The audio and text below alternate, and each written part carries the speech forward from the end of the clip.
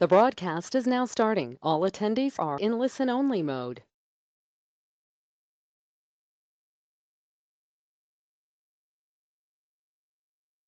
Good morning, everyone. This is Kathy Cubitt. I want to welcome everyone to the October LTSS Subcommittee meeting. And I will turn things over to Carrie to do the roll call. Carrie? Thank you, Kathy. Good morning, everybody, and thank you for attending. As Kathy said, I would like to remind everybody that this meeting is being recorded, and your participation in this meeting is your consent to being recorded. And with that, I will get started. Allie Cronley.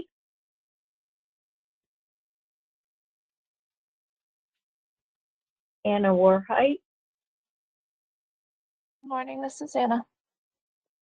Hi, Anna. Cindy Seeley.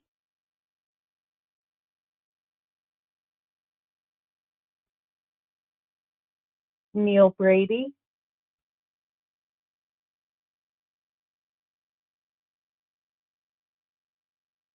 Gail Weidman.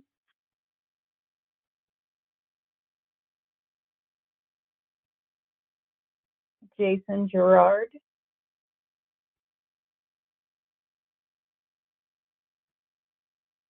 Jay Harner.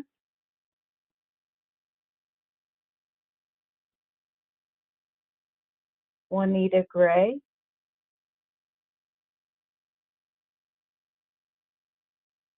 Are we having trouble with our sound? This is Anna. I think it's not quite 10 o'clock yet, so I'm guessing most people haven't logged on yet. Okay. Yeah, we still have a minute left, I think. So I think maybe people are coming on in a minute. I'm going to hold there and we'll just kind of restart in a second because nobody's answering yet.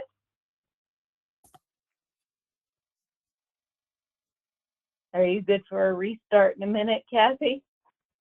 Sounds good. Thank you. All right.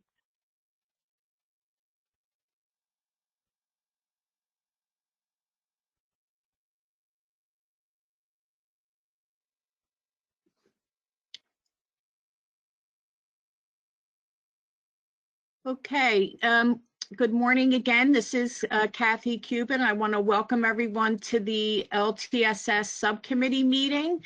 It's now 10 o'clock. Sorry for starting a couple minutes early. So we will, I think, go back to Carrie and have her pick up with the roll call. Carrie?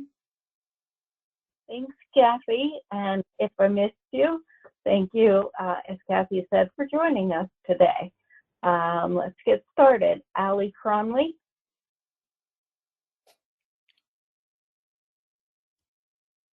Anna Warheit. Good morning, this is Anna. Hi, Anna. Cindy Seeley. Hi, good morning. This is Cindy.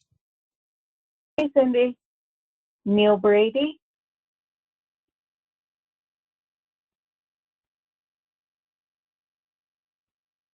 Gail Weidman.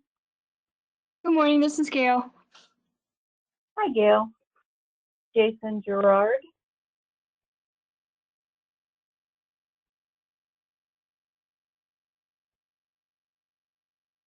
Jay Harner.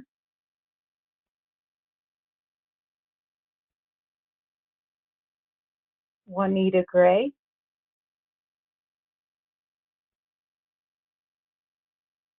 Latoya Maddox.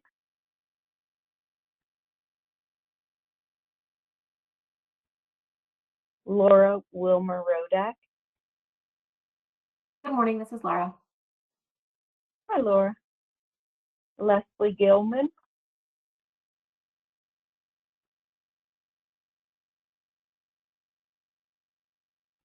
Linda Litton.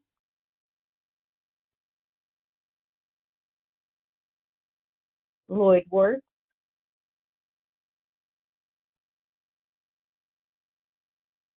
Matt Seeley.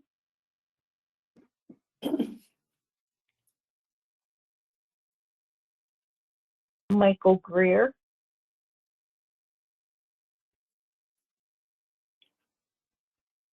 Minta Livengood,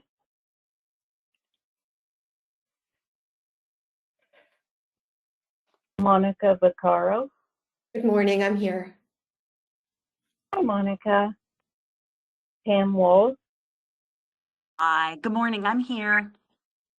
Good morning, Pam. Patty Canola Duckett. Good morning, everyone. This is Patty. Hi, Patty. Rebecca May Cole.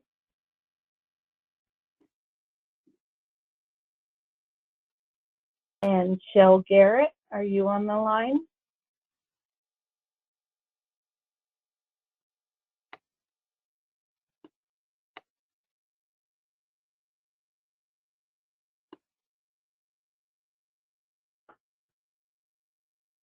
Shell is our newest member to the committee, and I hear some clicking, so it sounds like she might be trying to get on, but we'd like to welcome Shell to the LTSS committee. And I'd like to take a moment and ask if anybody has joined since we have completed the roll call. Carrie, this is Paula. Michael Greer is on. I have to move him over, but he is here. Perfect. Hi, Michael. Do you see anybody else there? Morning, this is Allie Cronley. Hey, Allie.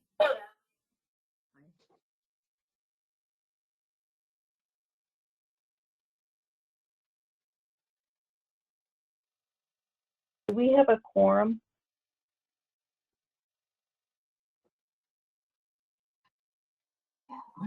Just wanted to say hi, Carrie. This is Mike. Hi, Mike. Thanks for joining us.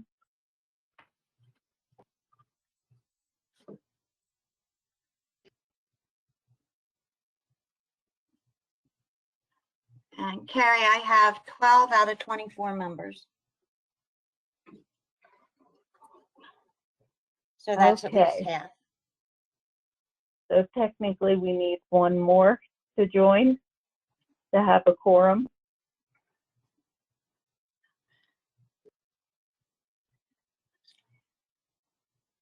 Is that correct?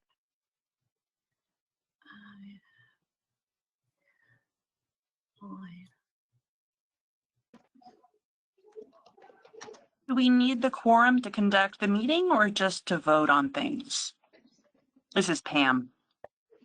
This is Thank you, Kathy. Pam. That's my next question. Go ahead, Kathy. No, I was going to say it's just to vote. Okay, so let's go ahead and move forward. And I assume that a couple of our other committee members will most likely join us in a couple of minutes. So with that, Kathy, I'm going to turn it back to you for housekeeping and committee rules. Thank you, Carrie. Since it was stated before 10, I just want to repeat that this meeting is being recorded. Your participation in this meeting is your consent to being recorded. This meeting is being conducted as a webinar with remote streaming. To comply with logistical agreements, we will end promptly at 1 p.m. To avoid background noise, please keep your devices muted and the microphones off unless you are speaking. Remote captioning is available at every meeting. The CART captioning link is on the agenda and in the chat. It is very important for only one person to speak at a time. Please state your name before commenting and speak slowly and clearly so the captionists may hear conversations and identify speakers. Please keep your questions and comments concise to allow time for everyone to be heard. You may submit questions and comments into the questions box located in the GoToWebinar pop-up window on the right side of your computer screen, or use the raise hand feature to be put in queue to speak live. Members may unmute to comment or ask questions or submit in the chat. Time is allotted on the meeting agenda for 2 public comment periods. If you have questions or comments that weren't heard, please send them to the resource account email found at the bottom of the meeting agenda and the LTSS Submac webpage. And with that, I'll turn things over to Juliet for the OLTL updates. Thank you. Good morning, everyone. I'm just going to pause for 1 minute and ask if Paula can put the link in the chat.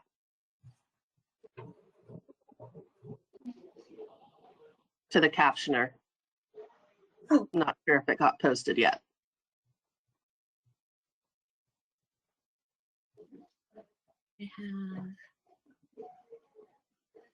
Can nobody see that?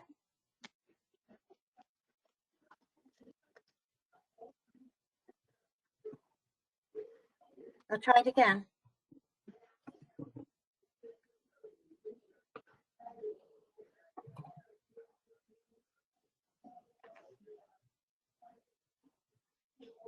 There it is. Thank you, Paula. You're welcome. All right, if we can go to the next slide. I have quite a number of updates today that we'll tick through. The regular procurement update, National Disability Employment Awareness Month, the Governor Shapiro's State Housing Action Plan, House Bill 2320, some voting information with regards to changes to the PA designated agent form, information about the nursing facility patient-driven payment model, or PDPM, and some recent OLTL updates. If we go to the next slide, I'll get started. We don't have any updates for Agency with Choice that can be shared at this time. As many of you may be aware, the Community Health Choices request for application on August 22nd, 2024. We announced the applicant selected for agreement negotiations for the Community Health Choices program re-procurement. The CHC RFA is currently in a stay, so all activities pertaining to the RFA has ceased at this time, and there's no timeline that can be shared. All questions regarding the RFA and its contents should be directed to the procurement office via the resource account that you see here, RA-PW RFA questions at pa.gov. We go to the next slide. I wanted to highlight Governor Shapiro's State Housing Action Plan. On September 12th, 2024, Governor Shapiro signed the Executive Order 2024-03, and we have a link in the PowerPoint that will be sent out, directing his administration to create Pennsylvania's first comprehensive housing action plan to address the state's housing shortage, address homelessness, and expand affordable housing options. This includes expanding affordable, accessible housing options. The executive order tasks the Department of Community and Economic Development, DCED, with leading the plan's development. And the Housing Action Plan will address continuing challenges in Pennsylvania, which includes declining home ownership since 2010. The number of people who now rent has gone up by nearly 200,000 households, from 1.4 million to 1.64 million renters. And there are rising housing costs, with many spending over 30% of their income on housing. And there is a need for 100,000 additional housing units to meet the current housing need. In addition, there's a significant focus on tackling homelessness. Over 12,000 Pennsylvanians reported homelessness in 2023. And the Department of Human Services will be partnering with Governor Shapiro and DCED significantly on these tasks. So if we go down to the next slide, the slide after that, I think the slides are out of order. There we go. So DHS is going to develop recommendations on policies and best practices for addressing homelessness and supporting individuals in need by collaborating with stakeholders, including the governor's policy and budget offices, state agencies, local and federal governments, and community organizations. And the Housing Action Plan and Executive Order aligns with the 10-year strategic plan for economic development. If folks want to take a deeper dive into that, there's going to be a link in the PowerPoint. And this plan for economic development identifies access to housing as a key factor in increasing Pennsylvania's economic competitive. In addition, the significant work and stakeholder engagement that helped produce our strategic plan on aging, the Aging Our Way PA plan, emphasizes the need for accessible, affordable, and adaptable housing to ensure older Pennsylvanians can age with dignity. So this is an administrative-wide effort that not only sits with one office or agency, but involves a lot of us coordinating together, because housing is a very complex issue. And I'm really thrilled to see that the governor has issued this executive order for all of us to work together to help address the needs. If we go back to the National Disability Employment Awareness Month slide, Governor Shapiro yesterday issued a proclamation recognizing October as the National Disability Employment Awareness Month. And I wanted to draw attention to it because people with disabilities are some of the great untapped resource for our workforce. And so the U.S. Department of Labor Office of Disability Employment puts out for October a whole slew of resources and great information for associations and unions, for disability-related organizations, for employers and employees, educators and youth service professionals, and government and policymakers. There's a real great body of resources for folks, and the link will be on the PowerPoint. I urge folks to spend some time spreading the word, the awareness, and taking some time to sort of self-educate on how can we increase access to good jobs for all. Access to good jobs for all is this year's theme for the National Disability Employment Awareness Month. All right, if we move forward 2 slides. I wanted to give some legislative updates. I don't usually do this, but I wanted to do this because the Department of Human Services participated in 2 very important testimonies in September.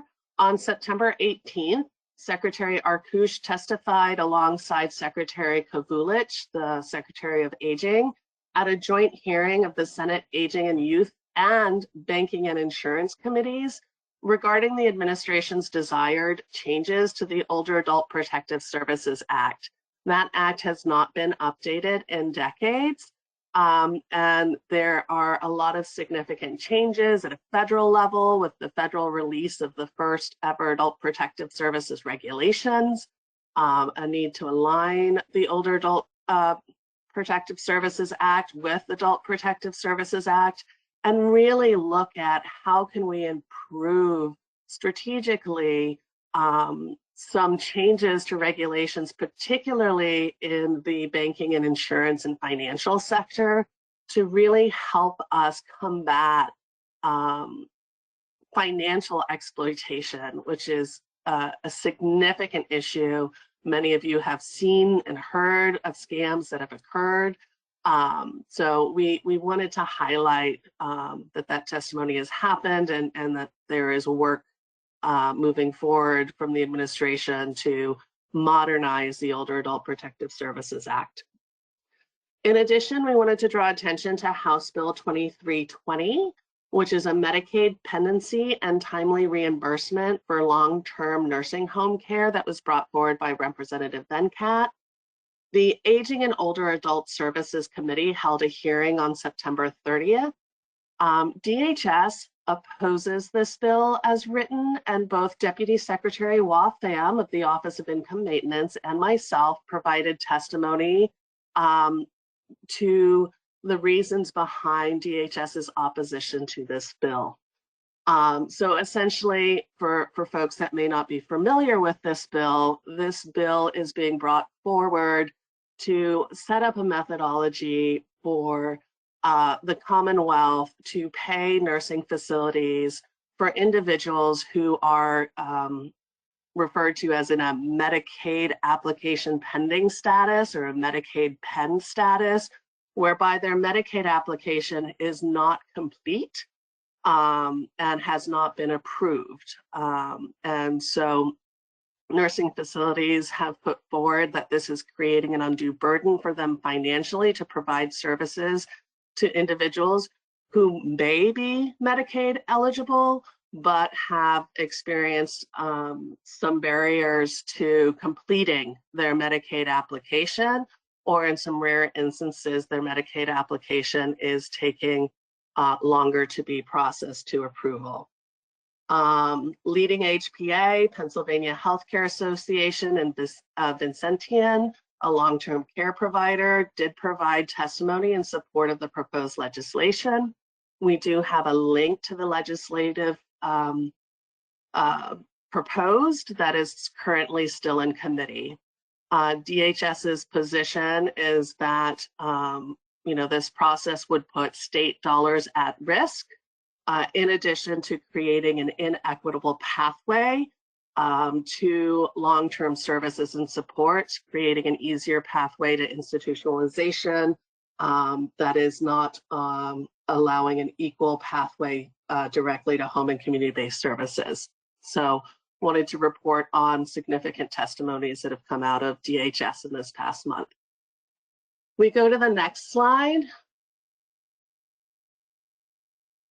It is election season, and in advance of the critical November 2024 general election, the Pennsylvania Department of State has changed the state's designated agency form to allow voters increased choice of who can be their designated agent in voting.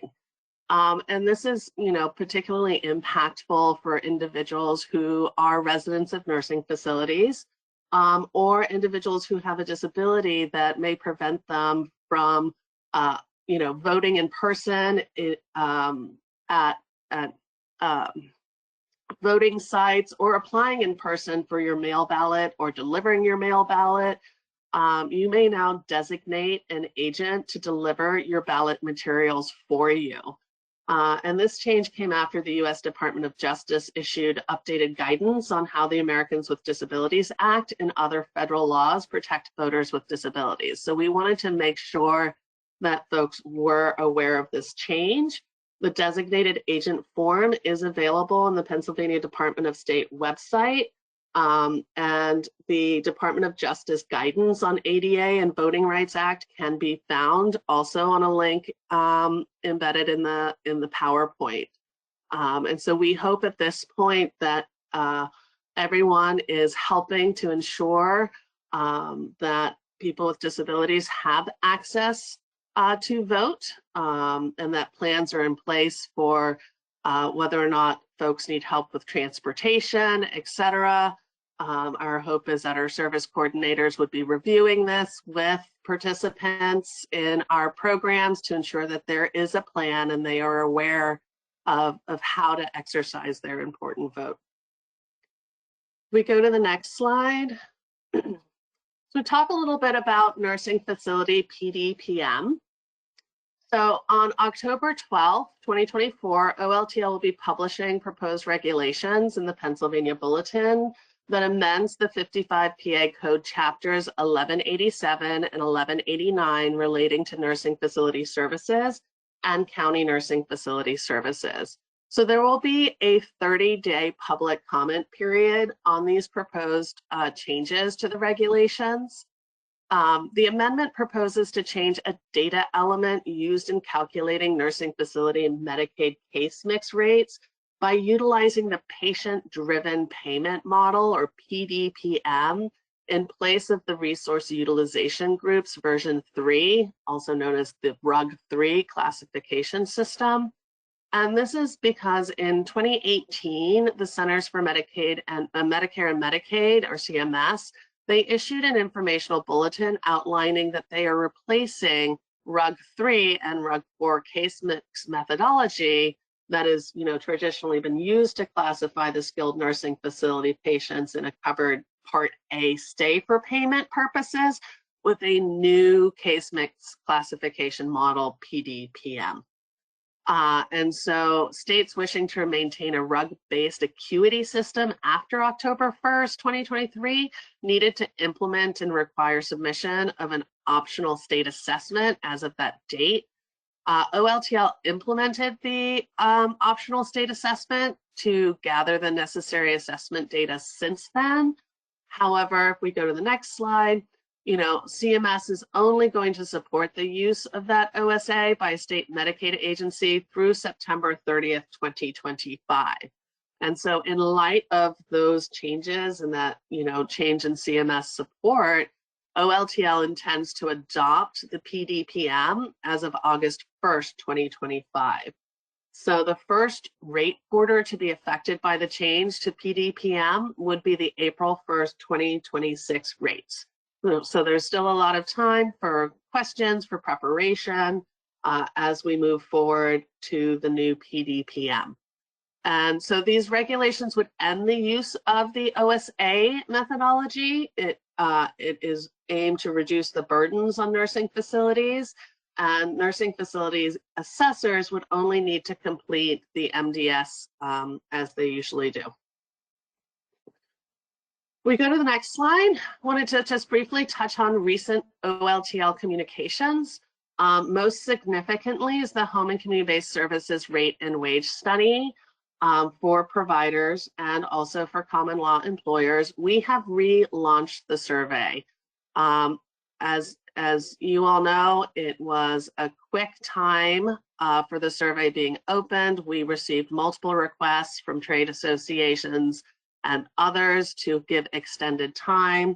At that time, I was operating on what I thought was a faster timeline than that I and the Office of Long-Term Living needed to do to kind of fit into the budgeting process. When I reviewed kind of our survey results with the secretary and gave her the feedback from providers and participants that there was not enough time to respond. Our secretary wants to ensure that there is equitable access and opportunity for responses from common law employers who are predominantly participants, from our provider community, particularly additional opportunities for rural area responses and for small business responses. For example, while we did receive a little over 200 responses from common law employers, there were thousands of common law employers that did not respond. The responses we have, while significant, we certainly are grateful for everyone who has responded. We did want to ensure that we have the opportunity for additional responses. And so the survey has been reopened for providers. The link went out on the listserv yesterday, and the survey will remain open through November 15th. So we really encourage folks who have not yet completed the survey to please complete the survey. It is one part of the rate and wage study, but it's an important part. Your voices, your insights, are very valued. In addition, for common law employers, notifications and messages have gone out via Tempest and PPL. So the common law employer survey is best accessed by going to your financial management services website and portal to gain access to those survey questions for the common law employers. I know Mercer will be giving another walkthrough and update a little bit later in the agenda today, but I just wanted to highlight and give those reasonings here. Lastly, I did want to say that the CHC waiver renewal and the OBRA amendment have been, submitted to CMS, and we're going through that submission process with CMS. Our policy team will be here at the next LTSS meeting to walk through in detail proposed changes and additions in the waiver renewal and amendment process. And so with that, I think it's time for public comments and questions. Thanks, Juliet. That was a lot of important updates. Before we move on to the public comment period, we did have a number of members that had joined right before and during your presentation that I want to acknowledge. Rebecca May Cole, Lloyd Wertz, Matt Seeley. I know Patty Duckett's been having some trouble connecting. I'm hoping she connected. And our new member, Shell Garrett. And I don't know if Shell, if you want to quickly introduce yourself to the group.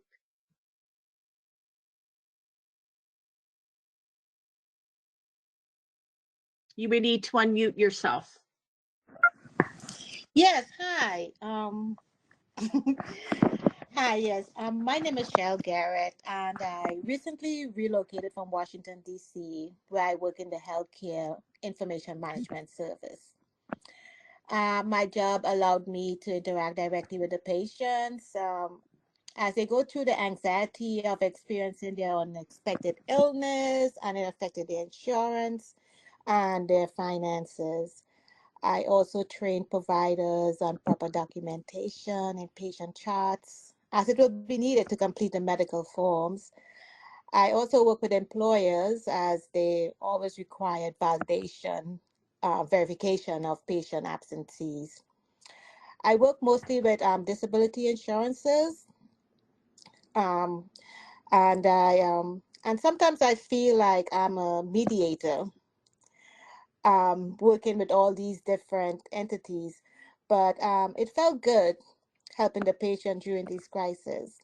Unfortunately, I had a spinal cord injury that resulted from a fall and left me paraplegic for the last 6 years.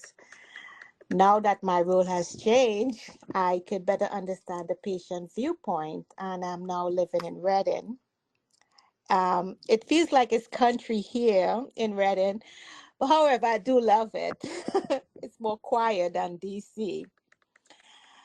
I feel excited to be chosen for this committee, as I can use my experience both as a mediator and now being a patient as part of the process to establish the best healthcare benefits for all. I'm looking forward, and I'm totally excited of being a team member.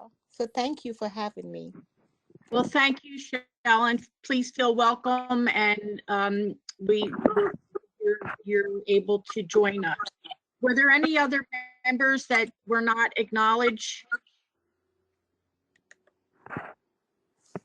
Okay, with that, I think we'll open it up now for questions and comments.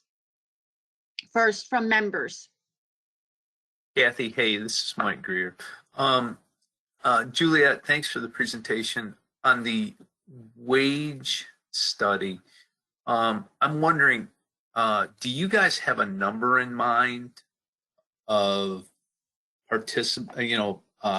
number of surveys that you guys want to collect? Because you have a month and a half. So if we get 25 more, is that good? Or are we looking to get double what we have right now? I was just wondering if there was any kind of cap that you're looking for before you make decisions. We're not per se looking for any kind of cap. I'll take the CLE response as an example. I would be ecstatic if we could get up to 20%. Currently we're nowhere near that. So it just kind of shows that there's opportunity for additional. I mean, currently we're hearing from less than 1% of CLEs. I'm sorry, we're hearing from about 2.5% of common law employers. And so I'd like to, see that double, triple, quadruple in terms of the responses. So I also see, to your question, Mike Greer, there's a question in the chat that's asking for what stakeholder group specifically asked for a reopened window. So, from Caleb Sizak, so I can specifically say, for example, that PADSA at the last LTSS committee meeting had asked for extended time. We heard from RCPA that, providers had wanted additional time and had asked if we could extend it. So, there were definite interest in having it reopened, and that was the decision I had made at the time. And in discussion and in review and in learning of, having more time, we wanted to make sure that time was given to providers and participants and CLEs to respond. Is it possible that it could be extended longer? If folks feel a need, I mean, six weeks plus the original 30 is a pretty good length of time for a survey. But certainly if the provider and the participant community would like even more time, I will certainly take that back and revisit that with the secretary to see how that works with the timeline. And this timeline won't impact informing the governor's budget process, but we do have to be mindful that we also have a report due back to the General Assembly on certain questions, particularly in the provider survey, not so much the CLE survey, but in the provider survey with regards to average wages from certain years. We have to give a wage report back to the General Assembly per their request, which was a separate portion of the rate and wage study. So we still have that deadline in the back of my mind, which is a December month deadline. Thank you, Julia. You're welcome.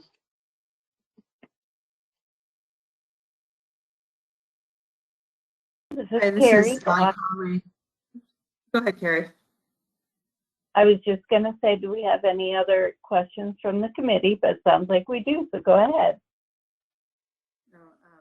Thanks, Carrie. And thanks, Juliet. That was a lot of information all at once, so appreciate it.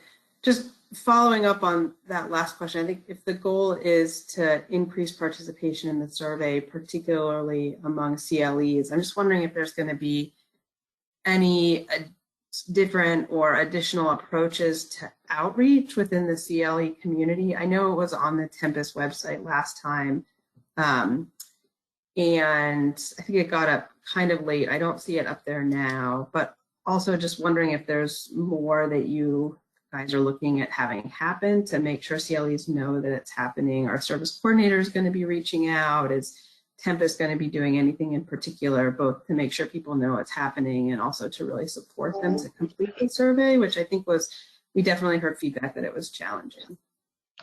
Allie, this is Michael Hale.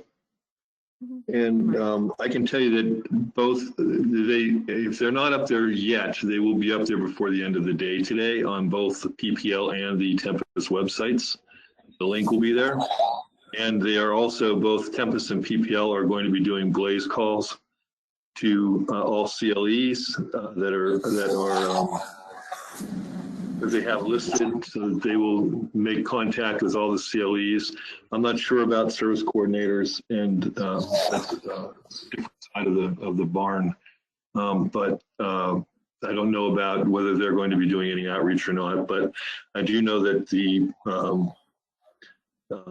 they are made aware that the survey is out there. So, if there's any question about it, they can always ask their service coordinator. And they're also going to put the links. I'm sorry. They're also going to put the links up on. We're going to put the links up on our CHC website and our LTS page as well. And then in addition, DHS is putting out and will be putting out periodic social media blasts through our social media channels to raise awareness as well. So we'll have more posts directing individuals and awareness to the survey. Great.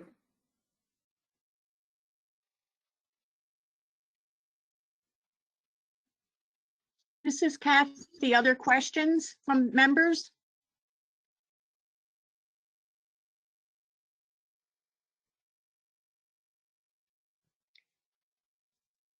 Juliet, I had a question about the PDPM and was curious if that will either eliminate the need for or change how the peer groups are defined or categorized. It will not at this time, from what I understand. Okay, thank you. Are there any questions from the general audience?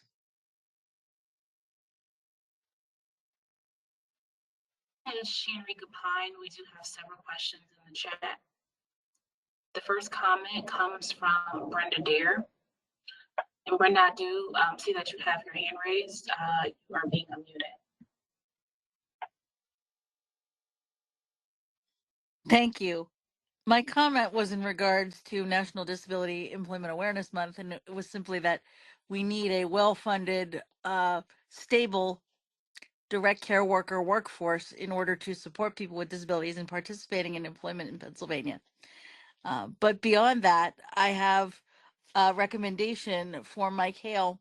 In addition to having PPL and Tempest put the survey link on their websites, it would be helpful, I think, to have PPL at least put it out in communications to individuals, because there are many people who fill out their timesheets and do everything they need to do through the app who don't see the announcement on the website.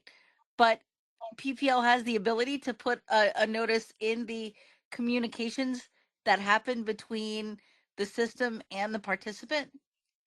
And if they would include that link, that means that more CLEs would see it rather than just putting it on their website. Yeah, thank you for that. They actually made that recommendation to me yesterday as well, and I forgot to mention it. They're going to do banners on those types of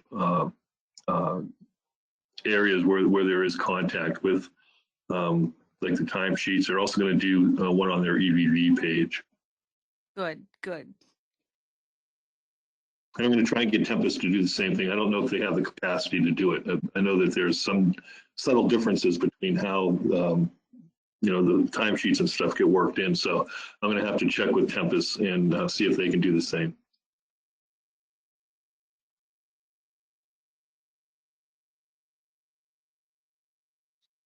Okay, this is Kathy. Thanks, Mike and Brenda. And we'll now move on to our English Landlord Risk Mitigation Fund presentation. And we will pick up on additional public comments and questions from both members and the audience at 11:20. Is Jessica and Laura? Yes, are you able good morning, to this is Laura. All right, thank you. Go ahead. Great. Good morning, everyone. Thank you so much for allowing us to present to you, to this committee today, on one of our newest initiatives, which is our Landlord Risk Mitigation Fund. My name is Laura Wilmer-Rodak, and I'm the Director of English Self-Determination Housing of Pennsylvania. And with me today, I have Jessica Pardo, who is our Program Manager for LRMF. So with that, if you can go to the next slide. For those of you, I just want to give a quick overview of Inglis as an organization. We have 3 separate entities. We have Inglis House, which is a specialized skilled nursing facility, Inglis Housing Corporation, where we develop accessible, affordable housing communities for people with disabilities, as well as Inglis Community Services. So we have 2 innovation centers now, one in Philadelphia, where Inglis's home base is, and then we recently opened another center in Pittsburgh, which is really focused on assistive technology solutions. Inglis Community Services has several programs that operate in different regions of the state, several in the Philadelphia area, so our Assistive Technology Solutions, our MS Care Management Services, Community Employment Services, Resident Service Coordination, and then Self-Determination Housing of Pennsylvania. For those who don't know, SDHP merged with Inglis about 3.5 years ago, bringing all of our programs with us. So our Regional Housing Coordinator Program and Home Modifications. You can go to the next slide. So like I mentioned, SDHP merged with Inglis about 3.5 years ago, but prior to that, we worked across the Commonwealth to bridge the information gap between the housing world and the disability and older adult communities, to promote partnerships that enable people with disabilities and older adults to choose and control their housing, and to work across systems and across departments and across the Commonwealth to increase access for affordable, accessible housing. So we do that through all of our programs, our Regional Housing Coordinator Program, which works to kind of build capacity across the system, by providing training and technical assistance to service coordinators, case managers, all kinds of folks, through administering the waitlist for the 811 Project Rental Assistance Program on behalf of DHS and PHFA, and now through our Landlord Risk Mitigation Fund program. So with that, I'm going to pass it over to Jessica to fill you in on what we've been up to. All right, thanks, Laura. You could advance this slide, please. So again, my name is Jessica Pardo. I am the program manager for Landlord Risk Mitigation Funds through Inglis. The agenda today, we're just gonna, it's only gonna be about 15 minutes. We're gonna discuss Landlord Risk Mitigation Funds, specifically my program, the structure and process of it, and then we have some time at the end if you have any questions. Next slide, please. Thank you. So what is the purpose of a landlord risk mitigation fund? So these funds are created to partner with landlords to really increase their willingness to rent to individuals with housing barriers. This could look like poor credit or, poor rental history, maybe lower income levels, or maybe even criminal backgrounds, by offering a financial safety net. So a safety net here means that if there were to be any damages caused by the tenant, let's say maybe excessive debris removal or maybe just repairs to physical damages of the walls and the doors, that landlord would have peace of mind knowing that they can access up to $3,000 to help with such costs. They would need to submit a claim and have proof and documentation, but having that safety net beyond the traditional security deposit can really be incentivizing for landlords to work with specific populations. So there's landlord risk mitigation funds, or as you can see on the slide, we call them LRMFs. They're all across the country. There's 7 in addition to my own within Pennsylvania. Each program is built a little bit different. Some serve specific areas and they may have different enrollment criteria, but we have a shared common goal of really increasing housing opportunities for those in the community. Next slide, please. So LRMF, Inglis LRMF, is a statewide service offered by all community health choices, MCOs, or managed care organizations. Right now, it's very specific to nursing home transition participants with that CHC MCO. We are unique because it is a statewide program as opposed to the other 7, which are very specific to certain counties. So landlords willing to participate in LRMF programming, what would happen is they would join our network. I'm continuously trying to build that up. If you happen to know any landlords that may be interested, I'd be happy to talk to them. But yeah, this program, it gives the landlords, again, access up to $3,000 for damages caused by the tenant. And both the tenant and the landlord enrollment period is for 3 years. Another part of the program is, again, to work with the landlords, we educate them on the benefits of enrolling and providing ongoing technical assistance and training opportunities within SDHP. Next slide, please. All right, so I just mentioned this, but we are actively looking for landlords to join our network, we encourage them to do so because it opens opportunities up for them as well. You know, if they join, they become enrolled into the program if the tenant is interested in one of their properties, if there's a match. They can receive publications, resources, and trainings that are tailored to landlords. We have an internal team of RHCs. Laura mentioned before that under SDHP, we have a regional housing coordinator program. And there's a group of us that come together and we create a landlord webinar series on different topics such as fair housing or topics surrounding disabilities. And they're geared not only to educate landlords and property managers, but they're there to help reduce the stigma of working with people who are disabled or the elderly. Another great benefit for the landlords joining the network would be if they do have vacancies, that could be shared widely with different housing providers or agencies that are looking to house individuals. So joining our network does not mean that landlords are restricted to only renting to potential LRMF referrals. It's just a way for them to say that they're willing to and they're open to be potentially matched with an NHT consumer if they have a vacant unit that meets that individual's needs. So again, if you know someone, there is a link at the bottom of this slide, and I do believe this is going to be sent out as a resource, and that link should be live. It's a quick, short, and sweet form. And again, it's just so I am aware of which landlords are out there who are willing to rent to nursing home transition participants. Next slide, please. So this is the structure and the process of LRMF. First, a participant is referred to the program by their NHT coordinator. I want to spend just a little bit of time on here. So it's great that I'm sharing this information with you all. I know there's different coordinators on the call and advocates on the call. So how to make a referral. The NHT coordinator will speak to the MCO of that individual, and the MCO will then fill out a form that comes to me. So even though you probably can't make a direct referral, you can definitely bring up this resource and conversation. You could reach out to me and I could help you get connected with who needs to make the actual referral and things like that. So now, once someone is referred, if housing has not already been identified, we look at our network and hopefully the participant is matched with an interested landlord, and then ideally they would move in. Again, I'll spend a little bit more time on this stage of the process. LRMF is a great resource, but it's not necessarily an immediate housing solution.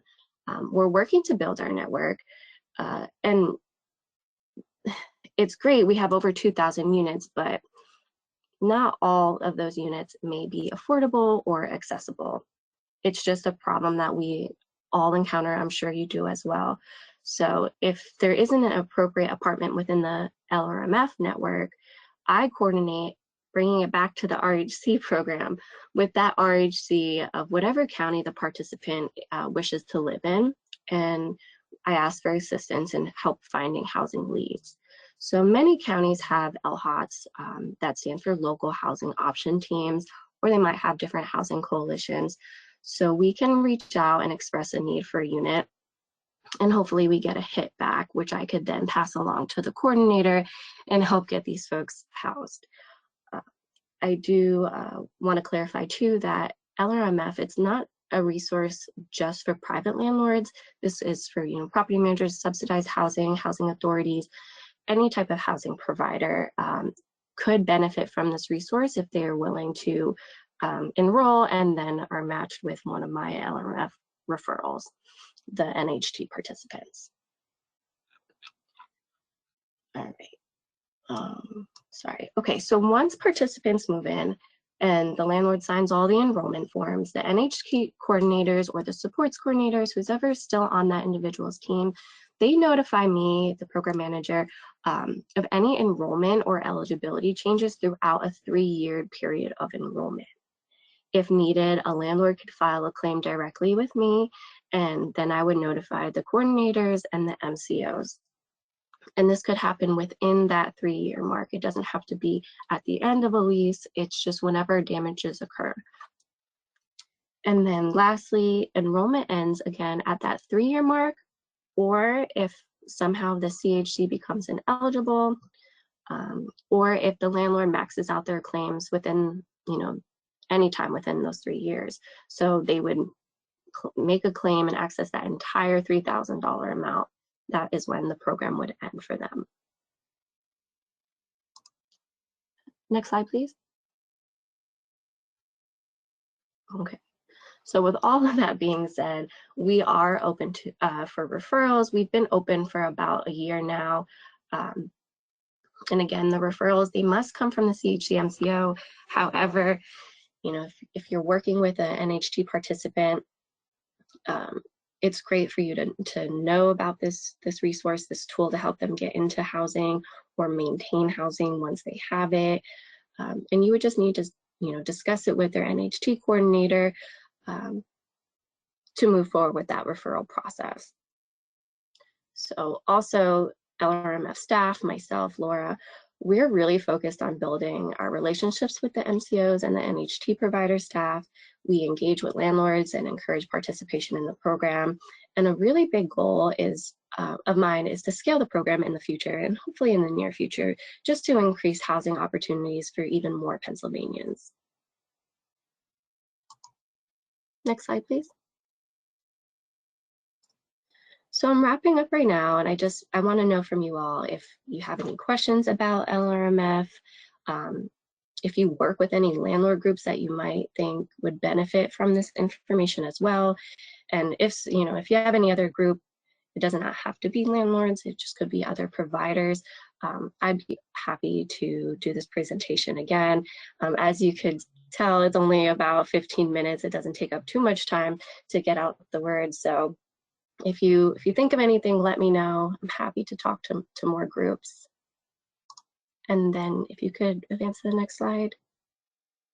This is my contact information, which again, you'll get this, I guess, in a later email, but you could always contact me if you have any questions about the referral process or if a participant is an appropriate referral.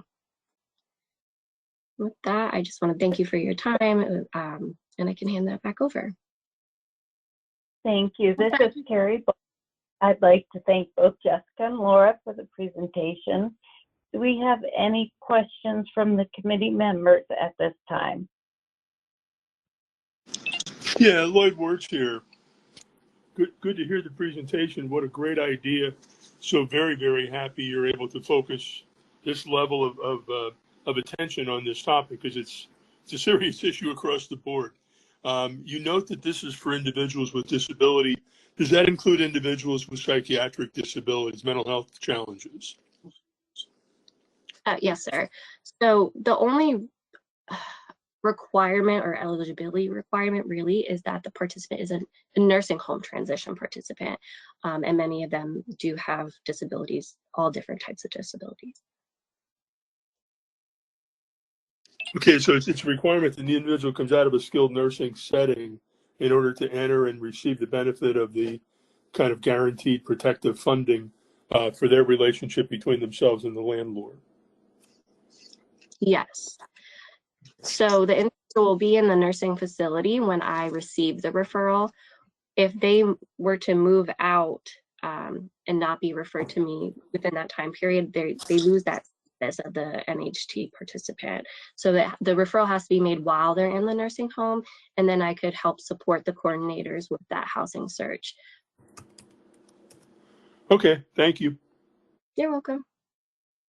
And sorry, this is Laura. I just want to jump in here quickly. We are, looking for ways to kind of grow and expand the eligibility criteria for this program. So kind of stay tuned, I would say also. We know that lots of folks could benefit from a resource like this, and we want to make sure we can gather all that kind of information and explore opportunities for growth in the future. Hi, this is Pam Walls. This is really great to hear about, and I'm going to share the information with other people too. Can you talk a little bit about what kinds of things the fund is available for, and specifically, is it available if there's a failure to pay rent? Yeah, great question. So the way this was written, it is limited in a sense. It's only for damages and excessive debris removal, for those who may have hoarding tendencies. So right now, that's all it covers. But again, we are looking to expand in different ways, and that goes for excessive wear and tear, as well. Thanks. You're welcome. It sounds like a great resource for people with hoarding tendencies. It's good to know. Thank you. Yes.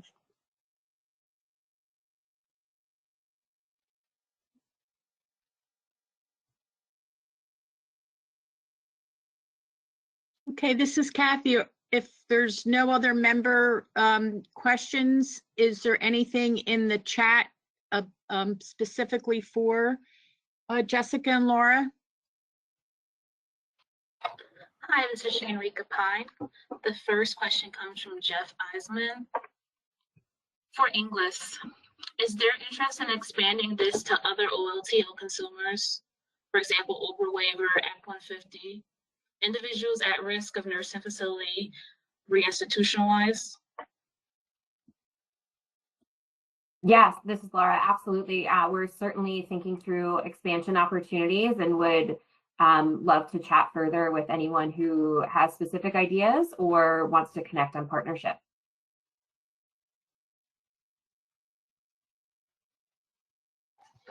Thank you. This next question comes from Catherine Bogdansky. Can a landlord be part of English LRMF and local county based at the same time? What providers are vacancies shared to?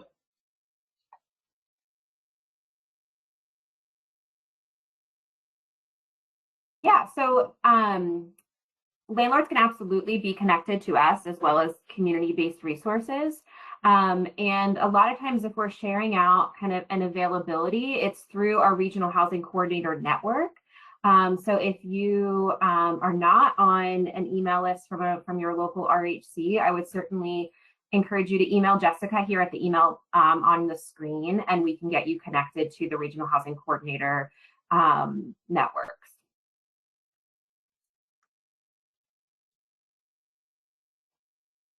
Hi, Shanrika Pine again. This next question comes from Catherine Bodonsky, but is on behalf of an attendee. The money can only be used if NH transition participants damage the property. Is that correct? Yeah, it's for damages, excessive wear and tear, and excessive debris removal.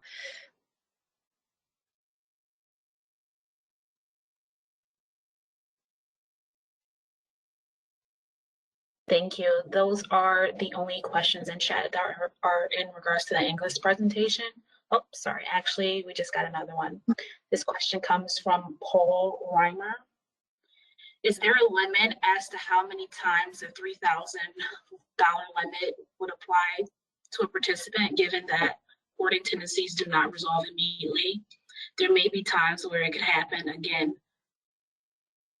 It may apply to the same participant having dealt with multiple landlords. Great question. So we haven't run into that just yet. If the participant was to move in with one landlord and that landlord maxed out on the claims, I do not believe the participant would be able to, let's say if they ended up unfortunately back in a nursing facility and then wanted to go back out into the community, I do not believe they would be eligible since they already utilized that $3,000. However, if they haven't, that is something that we could definitely discuss and look into further. Yeah, this is Laura again. And I think we would absolutely be taking these on a case-by-case basis and would review the situation and advocate as best we could for the person and what they needed. Absolutely.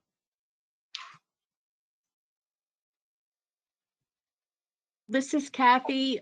Thanks again, Jessica and Laura, for your presentation. I hope you can stay in case additional questions or comments occur during our next public comment period. But thank you very much.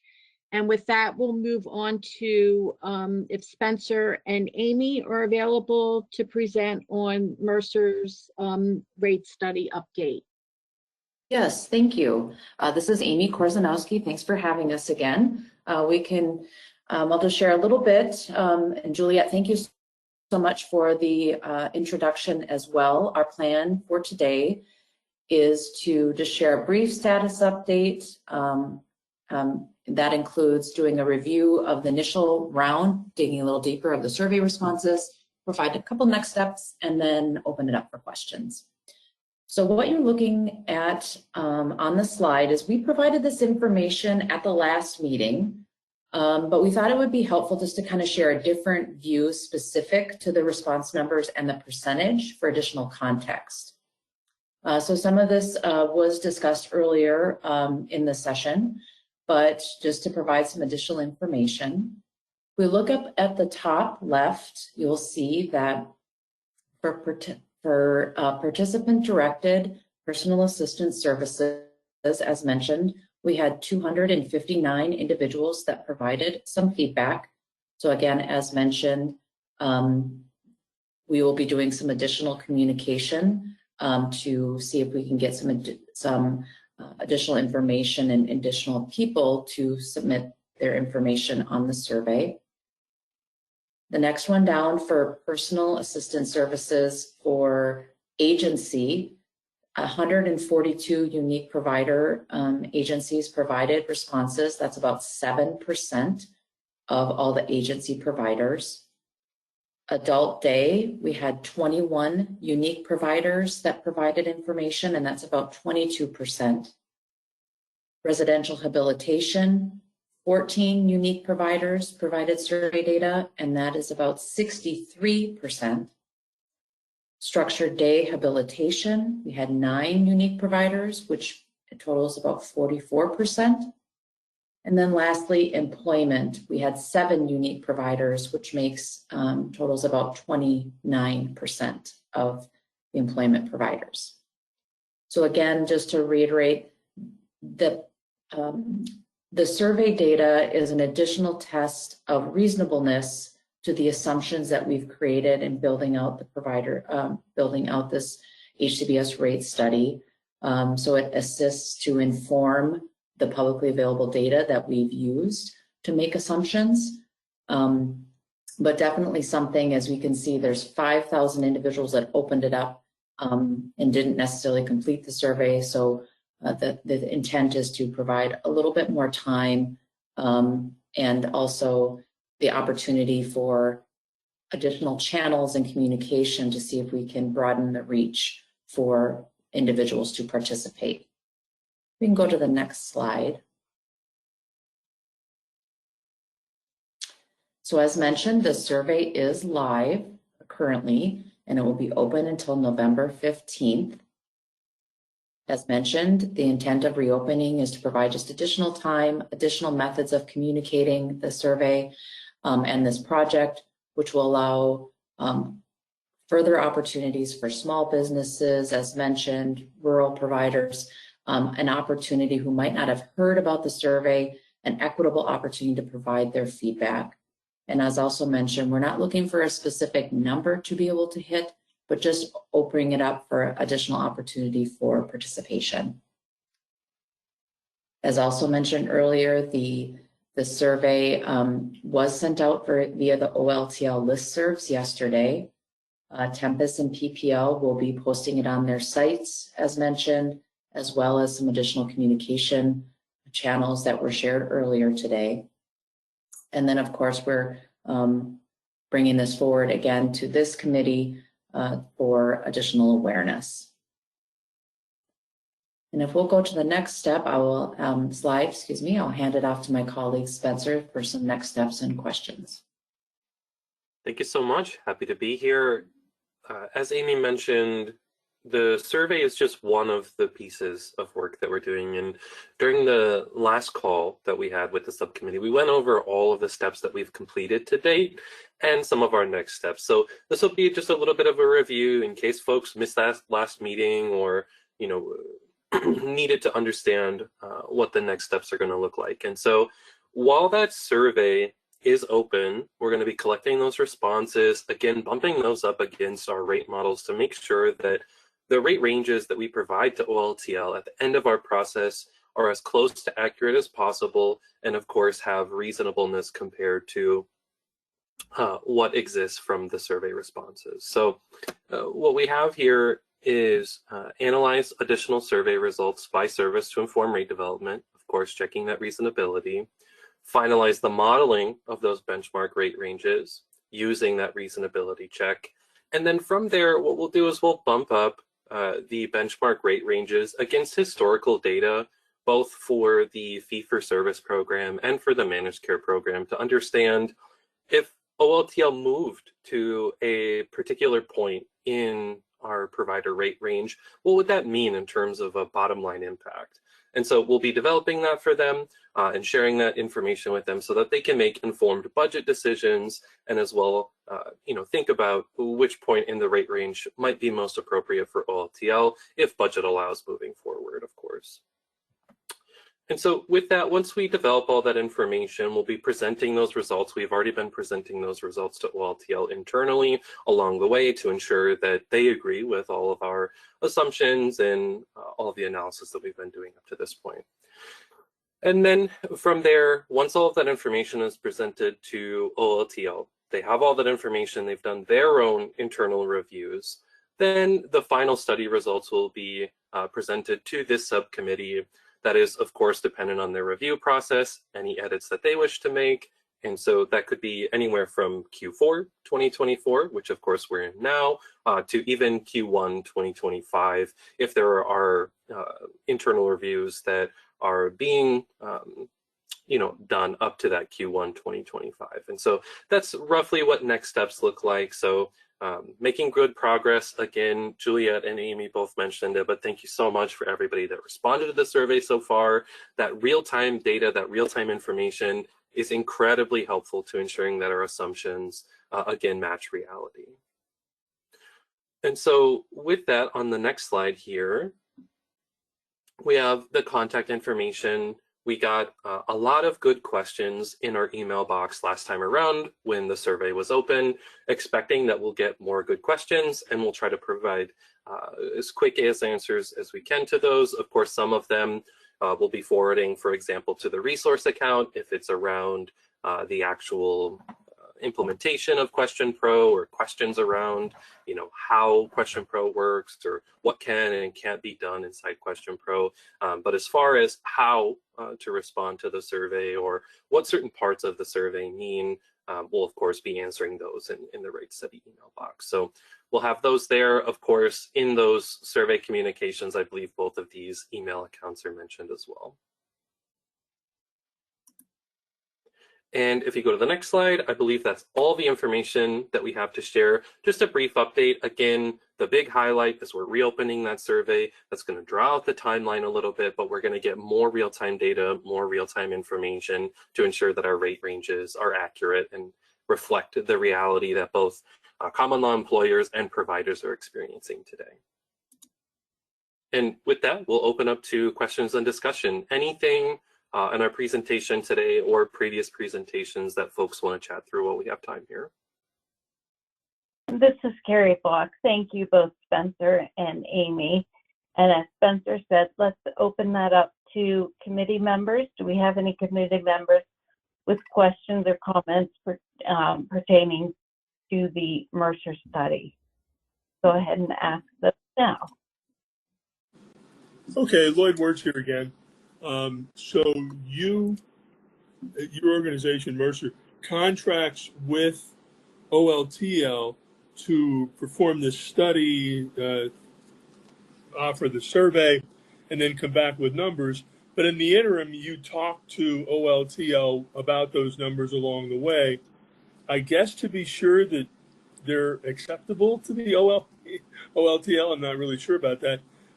What happens from your perspective at Mercer if your recommendations if the recommendations and responses from the OLTL simply cannot be justified based on the information you've accumulated during your study? Hi, Thank Lloyd, you for the are question. you, Oh, go ahead, Amy. I was just gonna ask, are you specifically asking regarding the number of people responding to the survey or to outcomes of the actual project itself? Yeah, the outcome, of course, the rates are of the greatest significance and importance, I believe, to the group, and certainly from my perspective as a subcommittee member, I want to see fair and supportive and substantial rates that are provided to our service delivery system. And I just wonder what happens if there's a conflict that develops between the findings and the contracting agency. No, well, we haven't come across any conflicts in our collaboration with OLTL. And as mentioned at the start, Juliet there's additional time that's available in regards to the budget timeline. And this study, while this is to study the rates and to provide some information, it's not that the General Assembly is dedicating funds to this project or to these rates. But to this date, we have not come across any conflicts in working through these projects and these assumptions. I think having additional time with the provider survey and the CLE survey will only better inform the project that we're doing. Well, I'm glad to hear it's been, a nice experience. But what would happen if there's a conflict between your findings and what could be acceptable by DHS, OLTL? Will you still stand behind recommendations that will pass their muster, or would you walk away?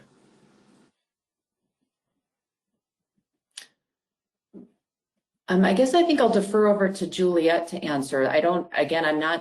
We're doing a rate study. This is not indicative of an implementation of rates. So I don't see in where that would be a conflict of what we are finding. And I'll hand over to Juliet or somebody else from OLTL if they have any other thoughts on that. Thank you, Amy. Yeah, Lloyd, I'm trying to follow kind of the thinking behind the inquiries here. Mercer is our partner and our trusted actuaries for helping us when we have to do very key analysis.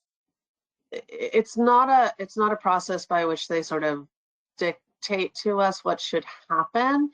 They provide their best data, their best information, and they do so in a way that is backed with trust. It's not a situation by which, I mean, it seems to appear that you're asking whether or not we would try and demand Mercer fudge some numbers. That's not how this process works. Mercer will give us, their report with their numbers.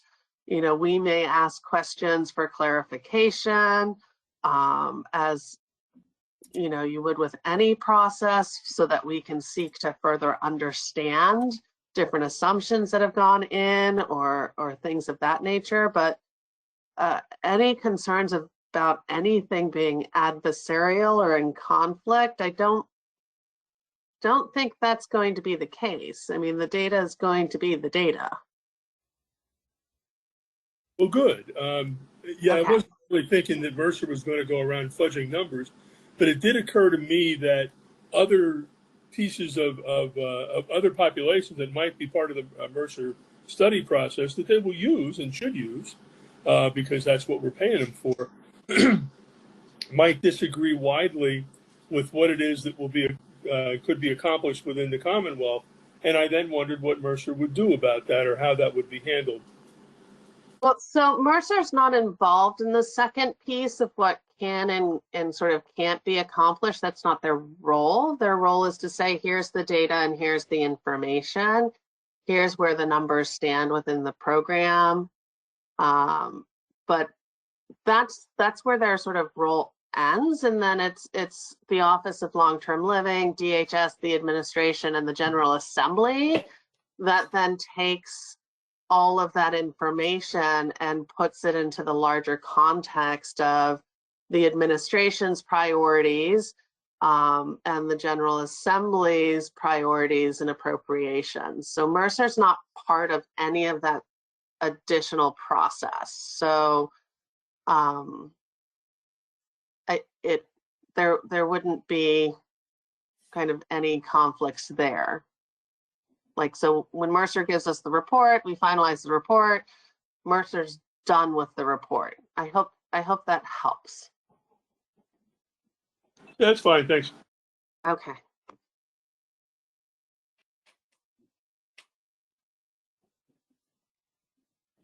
This is Kathy. Are there any other member questions? This is Leslie with PADSA. I had a question about the adult day participation. It indicates that 21 centers responded and that represented 22%. I'm just not quite understanding, because I know there are over 200 centers in Pennsylvania. I'm just wondering where that 22% was calculated from. Sure. Yeah. So 21 are unique providers. So if you have multiple centers that fall under one provider ID, that's what comes through our claims data, and that's what we're considering the 21 of unique providers. So you might have one unique provider that has, say, 5 locations. We're counting that one unique provider that's totaling the 22%. Okay, so what was the total number of centers you're working off of? Again, we're working off of our unique provider counts that come through our claims data. So not necessarily by center, we're asking for the unique provider counts. The unique provider IDs. That's what this number reflects. So we could end up having, oh, go ahead, Spencer. And just for reference, if 21 adult day unique providers is 22%, that lands us at roughly 95 unique providers. One of the reasons why we did it this way is so that individuals filling out the survey didn't have to fill out a survey for each of the service locations. That's something that we heard early on in our survey development, is that that's going to be prohibitive. Let's say, like Amy said, you're a provider and you have 5 locations. Filling out 5 surveys is 5 times the time and 5 times the work. And so what we did is move it to an ability for those providers that have multiple service locations to fill out all in one. And so that's the view that you're seeing here. Okay, thank you. Mm-hmm. Yeah, good question. Thank you. Then, sorry, I'm going to jump in here, Leslie. Also, I wanted to ensure that PADSA was aware that we've connected with the Department of Aging, and John Bowman is also going to be sending out direct communication to the adult day centers to encourage them to be aware of and respond to the survey during, their usual communications as well. So we're going to be heightening the awareness with communications via the Department of Aging to older adult day centers to encourage them to complete the survey. That's great. Thank you, Juliet. And PADSA will also help to encourage as well.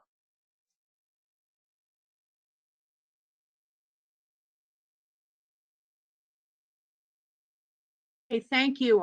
This is Kathy. Are there other member questions before we move on to the audience?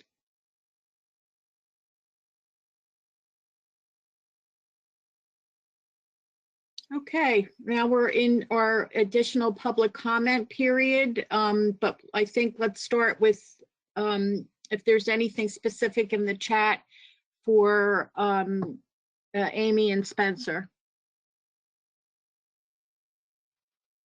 Hi, this is Shanrika Pine. This question comes from Jeff Eisman. Looking at the data summary so far, I don't see any support coordination in today's information.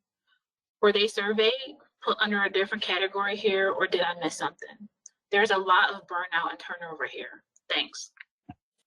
That's a great question. Yeah, thank you. So as we've mentioned in previous presentations, the rate study that Mercer is performing is only limited to the services that were shown on the screen before and not any of the other services. Of course, there are other services on the fee schedule. There are other services that are delivered through CHC and the fee-for-service program, but currently the rate study is only limited to those services. So you may see some services that perhaps you believe need to be looked at, but those are not a part of the current rate study.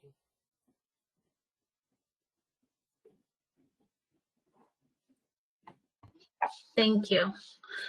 This question comes from Laura Ness. Since the survey was only one component of the project, can you review the initial overall findings from the other aspects studied?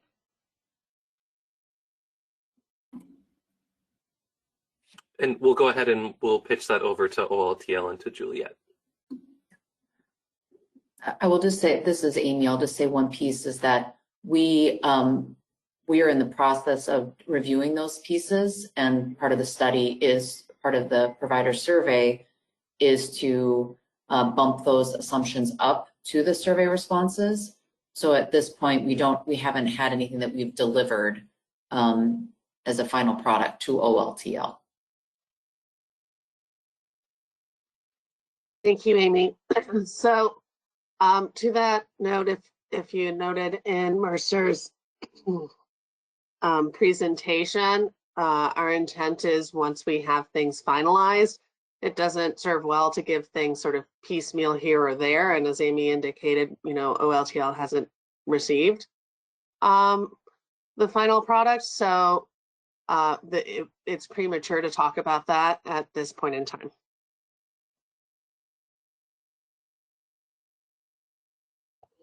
Thanks, Amy and Juliet. Those are all the questions regarding the Mercer presentation, but I do see that a hand is raised by Shauna Aiken. Shauna, you are being unmuted.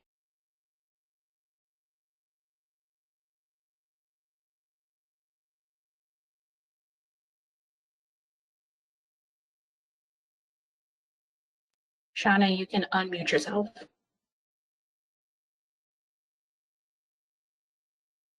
Can you hear me? We can. Hello? Hi, sorry. I wonder if you can, 7% of agency providers who submitted surveys seems really low given the urgency of the issue. Is there a way to verify that all submissions were received originally? It seems very low given the issue we're talking about here. I absolutely agree. It is very low, which is part of the reason why we're taking another go at it, since we have the time afforded to us to do so. With regards to how the Question Pro works, I mean, as you can see, we can tell who opened it, and we can see who submitted. But we don't know from the opening to the submission whether or not someone thought they submitted, didn't submit. I don't know. I can take those questions back to our survey expert and dig into that a little deeper. Because I know that we submitted, but because I was there and I watched it go through, and I'm hoping that we're one of the 7% that submitted. But it made me question when I saw the low percentage the last time this was presented, and again now. Are we sure we're capturing everybody? Yeah, and I think, Shauna, our team, because we have the unique ID of the providers, we can confirm for you the receipt of your submission. That would be great. Yes. So we'll make sure we follow up and get that to you. And anybody else on the call that would like to reach out, please reach out to the resource account on that end. Mercer doesn't have direct access to Question Pro, so if you're submitting a survey and you want to ensure or validate that it was submitted, OLTL will have access to that information and not Mercer directly.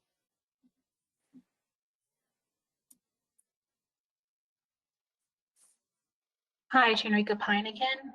I also see that there's a hand raised by Pam R. Pam, you are being unmuted.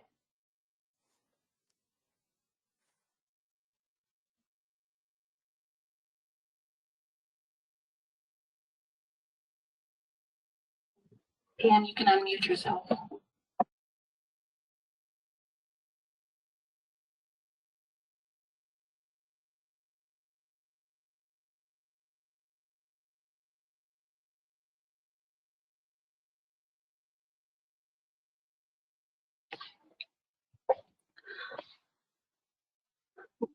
Moving on to the next question.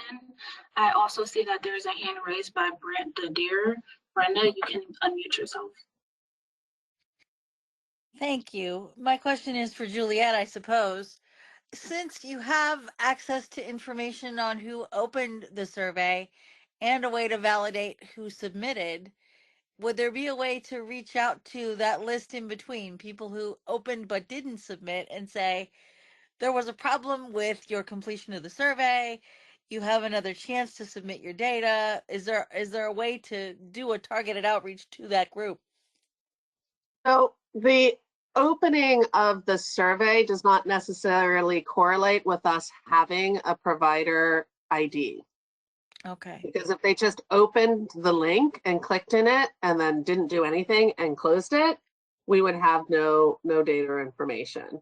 But I can certainly go back to our team and see if there's you know, other things that we can certainly look at. And, you know, I also want to kind of keep in mind that this process also has limited resources. So I would also need to take a look back at, you know, it's not necessarily feasible to pull a staff member away from their primary responsibilities to do that. I think that, you know, we give the information out, we give the resources out, we give the encouragement out, we make people aware, and this issue has to matter for them to follow up as well with Oh, I us. absolutely agree. I wonder if there's a way for Question Pro to assist in that process.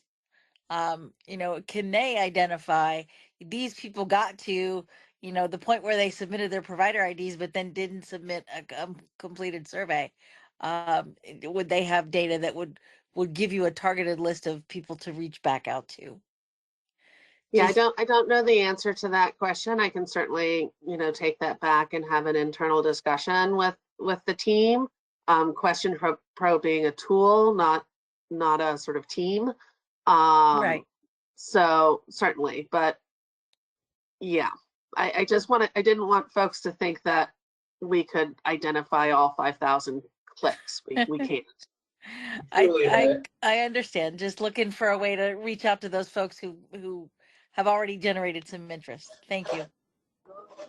Julia, this is Matt Seeley. I might be careful with that. This time of year when we're all getting hundreds of spam election crap, I could see you might be met with some unhappy people if they got called back.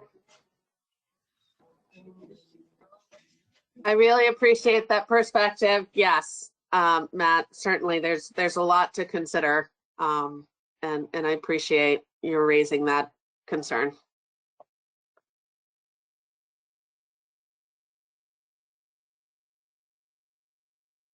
Chenrika Pine again. Thanks, Juliet. The next question comes from Caleb Sizak. What stakeholder group specifically asked for a reopen window? Prior to 10/1, all public communications from OLTL suggested the department was happy and satisfied with the number and breadth of responses to survey. Thank you.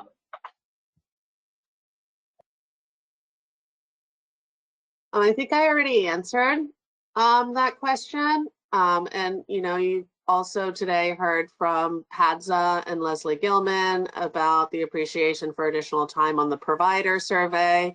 at first glance, when you look at, you know, we did receive 200 responses, and if you look at that number, that seems like a great number of responses from CLEs and participants. But when you look at it in terms of a percentage over the whole and having it only be a 2.5% representation, it kind of changes things. And as I previously explained, you know, I was under the assumption that we had a tighter time frame, and we don't. And, you know, in reviewing the results of the wage study and getting, you know, really good feedback from the secretary and at her direction to ensure that we reopen it so that we ensure equitable access and we ensure more people have time to react. I mean, certainly our trade associations have done a lot of great work with their members to be responsive, but we also have to recognize, again, that there are over 1,000 home care agencies out there, and not all of them are members of a trade association or have, you know, as fast access to information sharing that are small businesses and have lots of different priorities. So those are all good reasons, if we have the time that I am aware that we have now, to reopen this and give people that opportunity.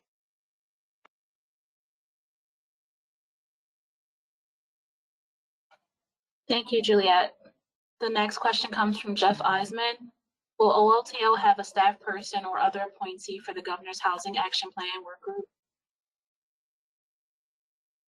Yes, so DHS has multiple folks that work on the housing and DHS's strategic housing initiatives.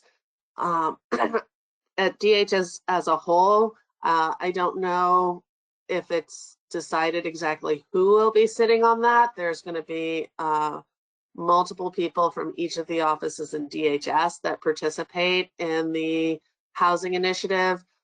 Stephanie Myers is a special advisor to the secretary, focused specifically on all things housing.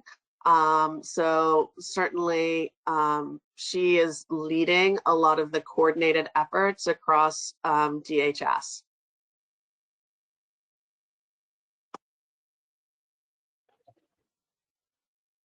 Shanrika Pine again. This question comes from Elizabeth Piazza. 2 questions regarding the provider survey. What is DHS's plan if the desired number of survey responses are not reached by 11/15? What % of participants are represented by the agencies that have responded? Well, I don't know the percentage of the participants represented by the agencies who have responded. We can certainly look into that. I'm not sure if that adds more weight to the survey or not, but if it's easy for us to determine, we can certainly look into that. The other question with regards to what happens at November 15th if we don't have significant changes to the responses, I hopefully November 15th I won't have to make that decision. So I'll be, you know, really looking on encouragement from everyone to spread the word about the second opportunity to have their voices and information shared.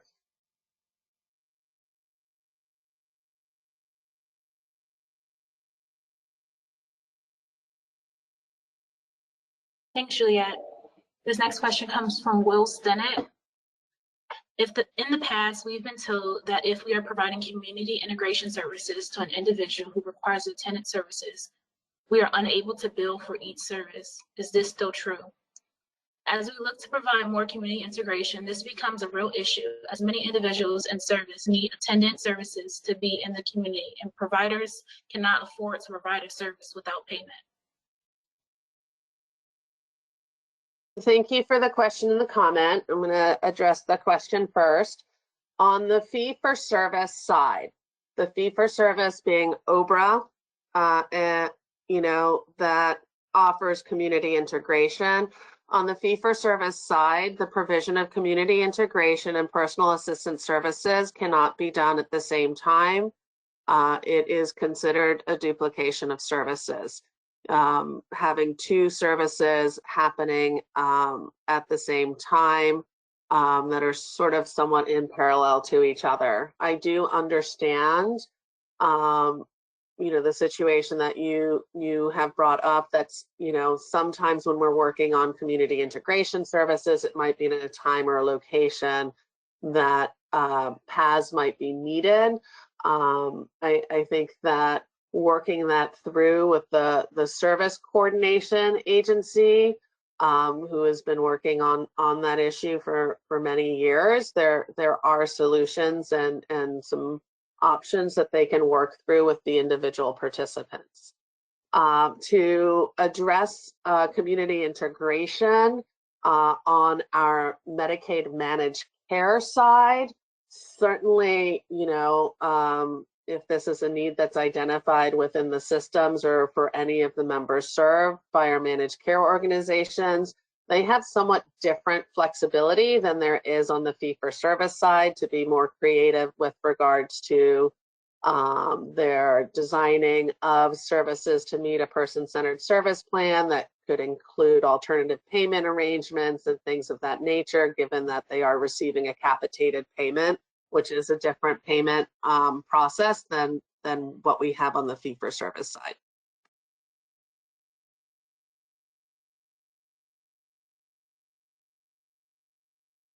Thank you for raising that question. This next comment is from Vadi Sahar. It is a comment for English. I love that English risk mitigation program. OLTL, please share a list of other providers of this service across the Commonwealth and their contact information. Thank you.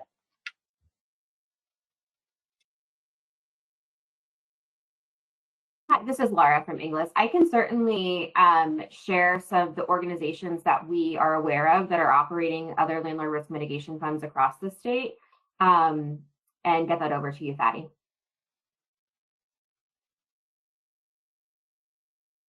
All right, could you also submit that to Paula, and she'll put it out as a follow-up for the LTSS subcommittee. Thank you, Laura. Absolutely. Yep, absolutely. Chanrika Pine again. This next question comes from Julie Gallagher. Regarding the LRMF nursing home transition money, where's the $3,000 coming from? So the funds that are available for folks, for landlords to pull from come straight from the managed care organizations. So we will be billing each of them when a claim comes in. The money for the administration of the program comes through DHS. So this is Juliet. I'm going to add a little bit more to that. The Landlord Risk Mitigation Fund, while it's sort of operationalized the way it is, this is one of the many programs that DHS has as part of our Money Follows the Person funding and strategies. And as you'll hear next month, I'll give you a little preview, Sheila Hoover will be here to present on the Money Follows the Person initiatives across the administration. But the Landlord Risk Mitigation Fund is one of those programs. And so what happens with Money Follows the Person, as you'll also hear next month, is that the state puts out funding for initiatives that will help with nursing home transition and ensuring, community services and preventing institutionalization. And then DHS can put forward to get reimbursed for those efforts. So we put out the state dollars first, and then we get reimbursed by Money Follows the Person. That's kind of the second part of the connection of what Laura had shared with regards to where is the funding coming from. It gets put out first by DHS, and then we put it forward for reimbursement from the Money Follows the Program initiatives. Thanks, Juliet.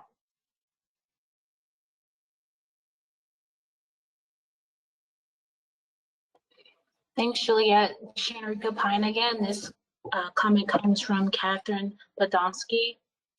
I heard you mention that you would do outreach about the reopening of the survey. Have there been changes to how outreach is done this time?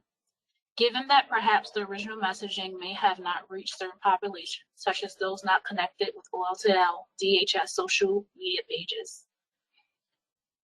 It's appreciated that the banner will be hopefully on the app for those CLE who don't interact with the web page for completing tasks.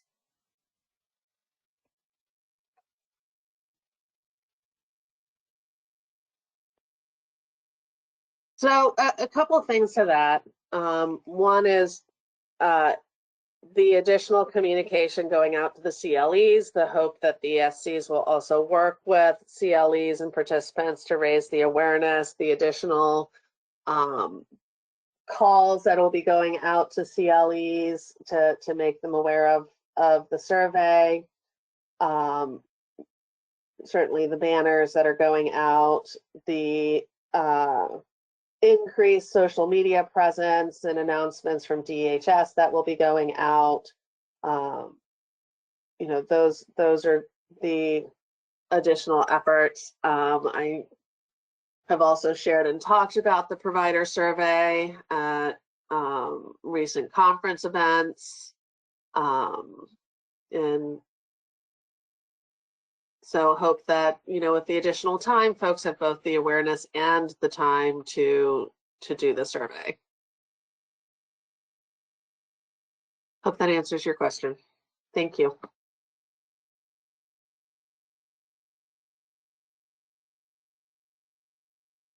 Thanks, Juliet. We do not have any other questions in chat, but I do see that Brenda Deer has her hand raised. Brenda, you are being unmuted. I'm sorry, that was left raised from last time I put it up.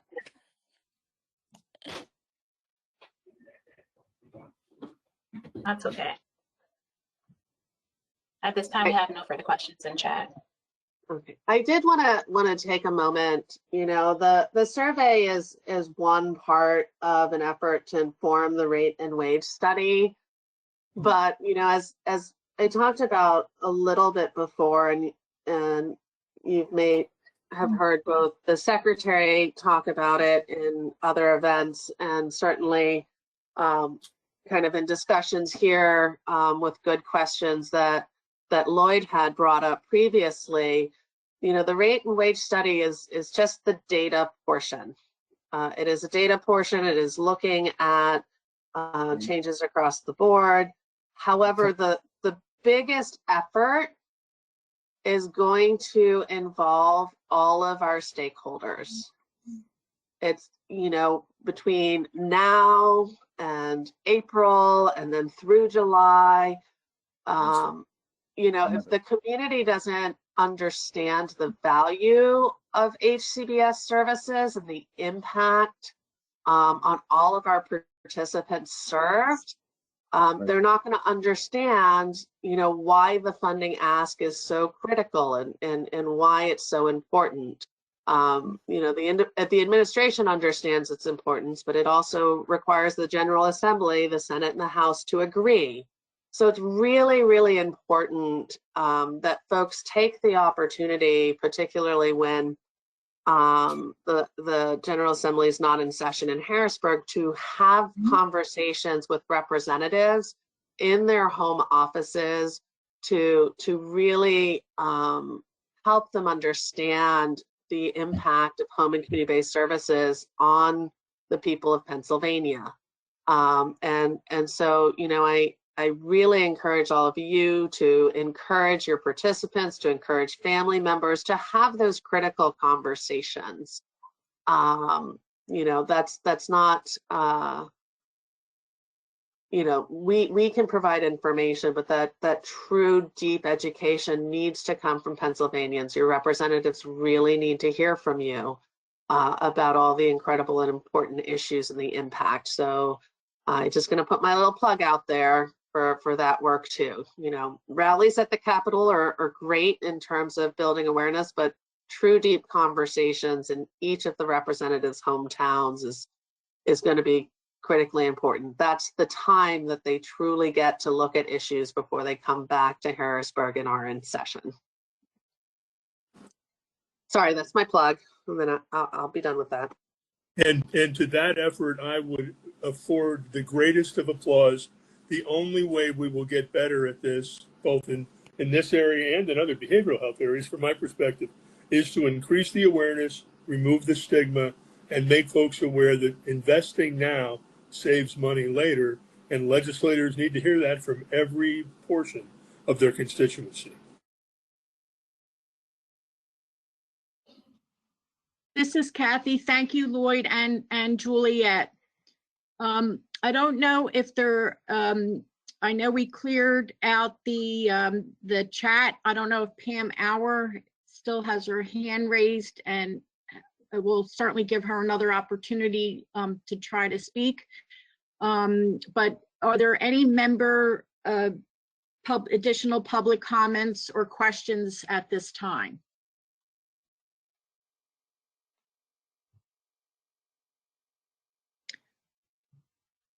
Okay, this is Kathy again. While we're waiting to see if there's anything else put in the chat or from members, I did have a comment, Juliet, I wanted to share about House Bill 2320. I just wanted to thank you for your testimony about the importance of having an equitable pathway to enrollment, as you mentioned today. And I wanted to add that at September MACPAC meeting, they were also discussing this issue around expedited and presumed eligibility issues. It sounds like they're hoping to have recommendations for their report to Congress in the spring, but they also were talking about issues that having this type of eligibility process could be helpful to people, particularly in hospitals, as a diversion technique or a diversion option for people not having to go to a nursing facility if services could be set up. So it seems like it might be worth having a broader discussion about these, some of these eligibility situations, not only for the issues raised by the nursing home providers, but also people, you know, that hopefully could be diverted from institutional care, which I know is a priority of your department. But anyway, I wanted to thank you for that. Thank you. And I did share specifically that as one of the significant concerns for the Office of Long-Term Living in HB 2320 is that it only looks at pathways to institutions, and it doesn't have an equal component for pathways to HCBS as that diversion process. You're absolutely right. And you know, when you bring up hospitals, you know, hospitals who you know, I've been having multiple conversations with different stakeholders, and you know, some hospitals would cover the pendency portion in order to be able to clear up their beds, and some have paid facilities directly. And I've heard of situations whereby hospitals have covered the, I guess, MA Penn timeframe, and then found out that it decreases the incentive to truly put forward a full completed Medicaid application because someone's paying the bill. And I have those same concerns with regards to, you know, pathways to institutions and that piece of it, putting state dollars directly at risk for individuals who are not, you know, Medicaid eligible, and putting the burden on Pennsylvania taxpayers to have to claw back those funds and go after those individuals and put the burden of that risk where those, you know, we're in a system with very finite resources. So there's a lot to think about and consider with HB 2320. Certainly would, you know, happy to have conversations about it, but I do want to point out that it's Representative Benkat's bill. And so with regards to that particular bill, changes to that bill and recommendations, for participants who happen to be in Representative Ben Katz's district, it may be beneficial for him to hear from you if you are his constituents. You know, I can't change HB 2320. I can kind of give testimony, but it is in the hands of the General Assembly, and it's currently in the hands of the members of the House Committee of Aging and Older Adults. So I would say for folks who are interested in that, you know, it would be beneficial to have those conversations and share your thoughts with the committee members of the House of Older Adults and Aging. So. This is Kathy. Thank you, Juliet. You're welcome. Are there any other comments or questions from members?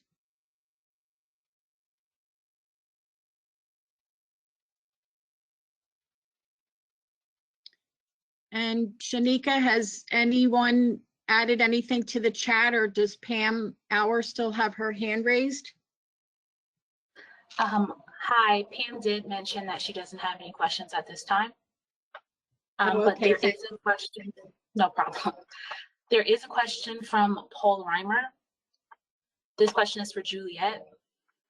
Hi, Juliet. I think this information is extremely important and believe that as the service coordinators on the ground levels working with participants directly, would there be any opportunities for in-services and or trainings for them to better be able to advocate and speak to their participants? That's a really excellent question, Paul.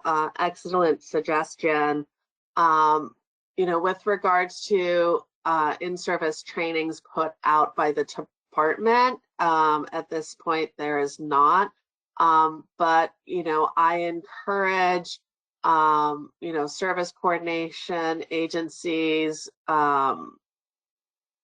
to reach out to, if they're members of trade associations, because trade associations have done a really great job putting together educational materials and things of that nature. That would be a good certainly a resource.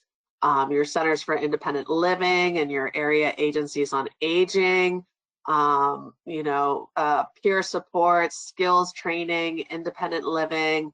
You know, I'm aware that self-advocacy and learning how to be a great self-advocate is sort of a core tenet of our Centers for Independent Living and our AAAs. And so having service coordinators connect them to those community resources would certainly be a recommendation that I would put out there.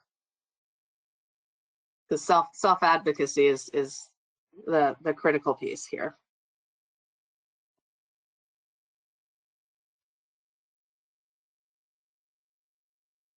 Thank you, Juliet. This next question comes from Catherine Bogdansky. How does the EO related to housing affect, align, or consider DHS housing strategy plan for 2024 to 2029? That's a great question. So we are working together. I mean, the DHS sort of strategy and strategic planning is helping also to inform the goals of the executive order, while DCED is taking the lead for the administrative as a whole plan of action. DHS is working side by side with DCED, sharing our information, sharing our priorities, helping to shape the discussion, and helping to kind of identify strategies and resources to move forward. So that strategic plan is not disregarded. It's part of the larger whole of the discussion and the efforts.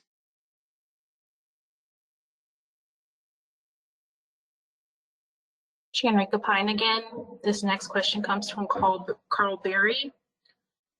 Would you please confirm the email address to be used by past providers to verify the receipt of their OLTL HCBS rate and wage study?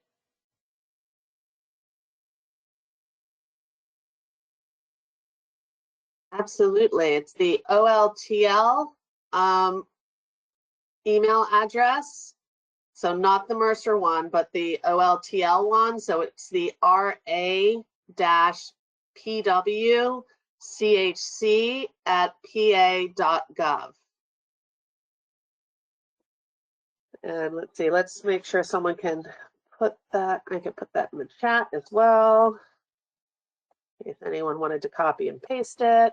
So RA-PWCHC@pa.gov.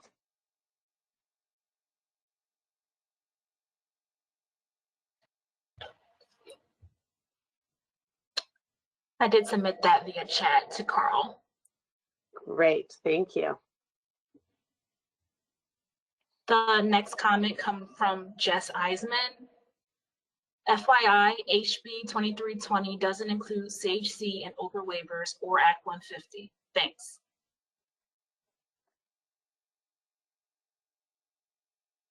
Our next comment and question comes from Janice Meinert. Representative Venkat serves as state representative for the 30th Legislative District, which includes part of Hampton Township and all of the McCandles, Franklin Park, Ohio Township, Emsworth, Ben Haven, and Ben Haven Heights, and Killbuck.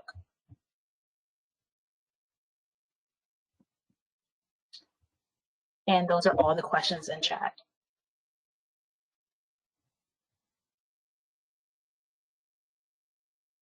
Okay, thanks, Shanika. I'll leave another moment to see if there's any further member or anything typed into the chat. And while we're waiting, I just want to mention that our next meeting will be Wednesday, November 6th from 10 to 1. And it's still not clear today whether or not the Honor Suite meeting room will be available. If it is, we will have again a hybrid meeting. Otherwise, we will be meeting by a webinar only. And stay tuned for emails and on the website for further information about the November 6th meeting details. But that is our next meeting date.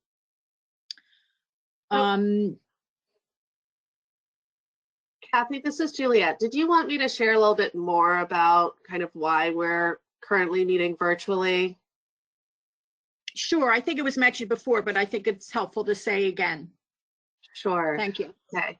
So folks may not be aware, but in our usual meeting spot, where we typically hold the LTSS committee meetings, there was water damage that, required that room to undergo significant repairs, so it was not available to us. And so we switched to these virtual meetings. In addition, we have found that, the meeting room is not going to be available to us next year.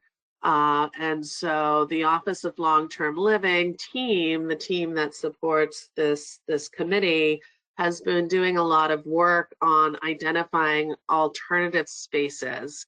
And they've been doing so in a very thoughtful way, and it's been taking some time, but I think we have identified and we're kind of confirming those spaces and dates. So next year we'll return to hybrid meetings, as Kathy has indicated, but we may also necessitate to have some flexibility with some virtual only meetings.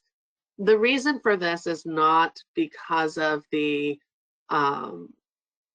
not having accessible spaces available. There's certainly a plethora of accessible spaces available and meeting spaces available across the administration and all of our buildings. But when we factor in things such as the size that we require, this is a great, well-attended subcommittee, which I am incredibly proud of the participation that we have in the LTSS subcommittee. It does necessitate that we are able to find a room that is large enough.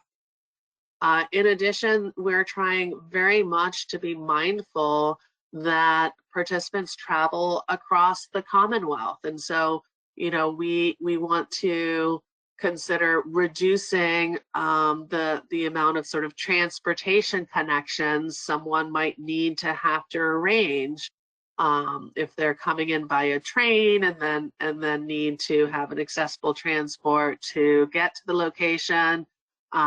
As many of you are aware, we are also aware of transportation struggles and real experiences, and we want to make sure wherever possible we minimize any of those potential barriers to attending this meeting. So we're mindful of how far away we are from, say, the train station or other routine accessible stops for those purposes, so that we can as best as we can ensure that as many of our participants who want to come to these meetings can, if they want to come in person or participate.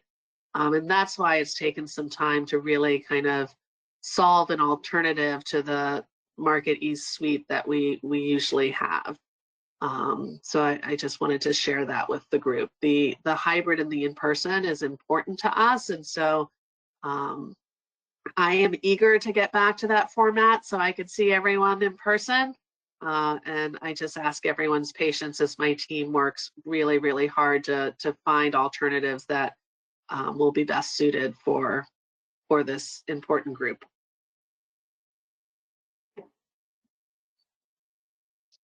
This is Kathy. Thanks again. That was very helpful information.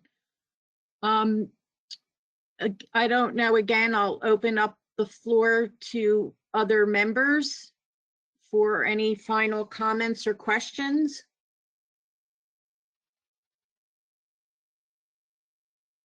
And Shanrika, is there anything that's come into the chat or anyone with their hand raised? Hi, there are no questions in chat, but I do see that Brenda Deere has her hand raised again. Brenda, you are able to unmute. Thank you. Juliet, I appreciate the information about the meeting status. And you mentioned awareness to transportation and what it takes to participate being a key element of finding the right space. And kind of adjacent to that, I have a request for a topic at a future meeting, and that is the interaction between personal assistance services and travel, not from a transportation perspective, but from a services perspective. I support several individuals here in the West who've had concerns with their providers and also with their service coordinators over under what circumstances travel can be supported or personal assistance services can be provided during travel away from someone's usual location. So I'm wondering if you wouldn't mind giving an overview of that from the department's perspective at a future meeting for CHC participants as well as for fee-for-service participants. Absolutely, would be happy to have time to discuss that. I just want to kind of ensure that I have the understanding of the scope of the discussion. Are you talking more about, say, travel and care should a participant, say, go on vacation?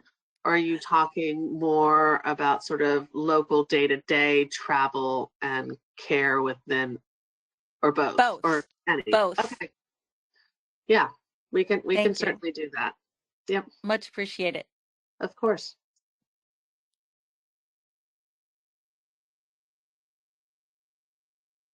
It will be after November because I know we have a lot of things in November that are filling up the agenda. So I just wanted to make sure it probably won't be November, but we'll work with Kathy and Carrie to get it on the agenda at the next opportune moment. So I just wanted to share that as well.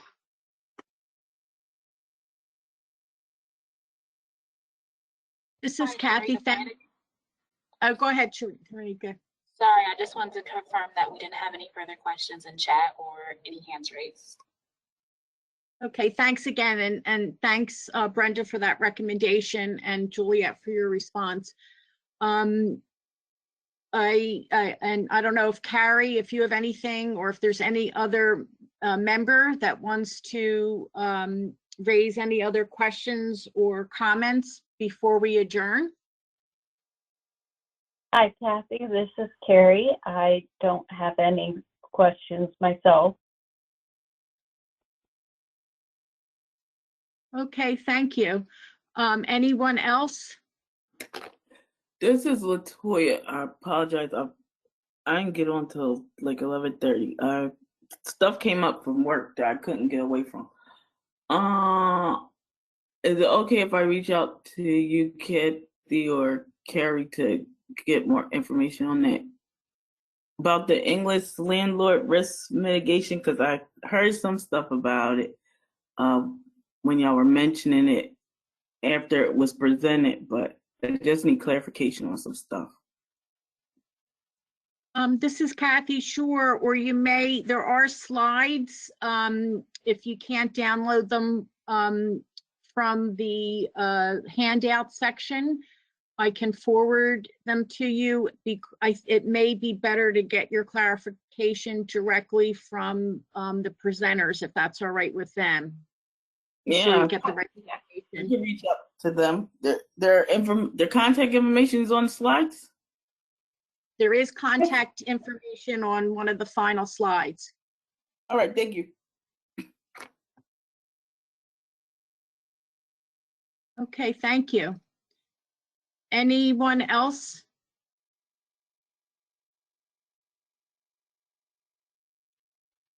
All right. Well, I want to again thank everyone for attending today's meeting, and unless there's anything else that anyone wants to add, I'd like to take a motion to adjourn.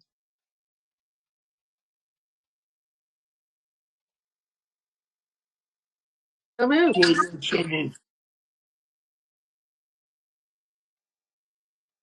Was that? I'm sorry. Lloyd Wertz, so moved. Okay, Second. thank you, Lloyd, and thank you, Mike.